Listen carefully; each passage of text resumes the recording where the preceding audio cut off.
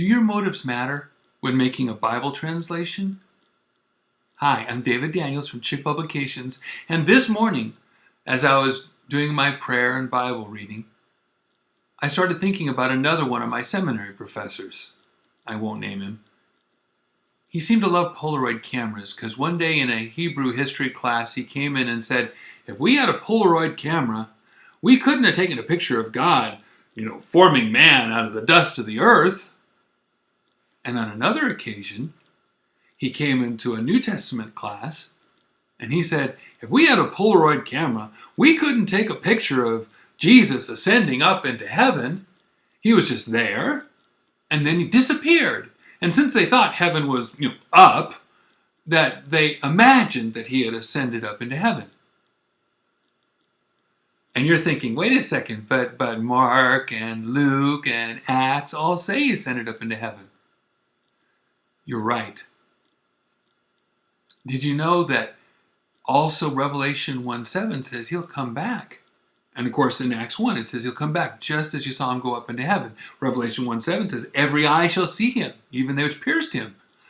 Yeah, and Zechariah 12 and all sorts of other scriptures. And Jesus' own words suddenly are invalidated because of his unbelief. So this morning, as I was praying, asking God what to do about this, the thought came into my mind. What if this man were a Bible translator? Would his motive matter? So I came to work today, and suddenly I looked up his history. He died a number of years ago. But guess what? He was on the original translation committee for the New American Standard. The New American Standard? Original version? Luke 24:51? Check it out for yourself.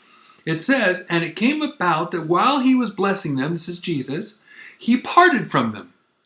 Which sounds fine. Jesus left them. Okay, cool. Read it in a King James or any other preserved Bible, and it says, and it came to pass while he blessed them, he was parted from them and carried up into heaven. Wow.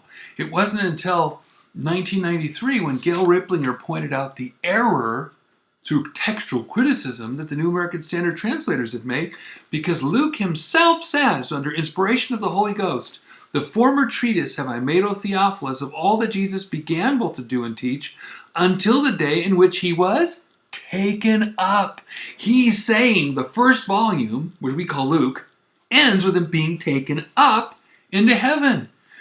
Wow, with that egg on their face, guess what? They had to put it back in. That's why in the 1995, it says, and was carried up into heaven. Does your motive, faith or doubt, matter? Yes, it does. If you're a person of faith, then you will follow the believers. You will follow the faith of the many who gave their lives for God's holy words. You'll end up with a King James Bible and you'll believe and trust every single word of it. Or if you're a person of doubt, then you may end up with a New American Standard. Something to think about. God bless you and have a wonderful day.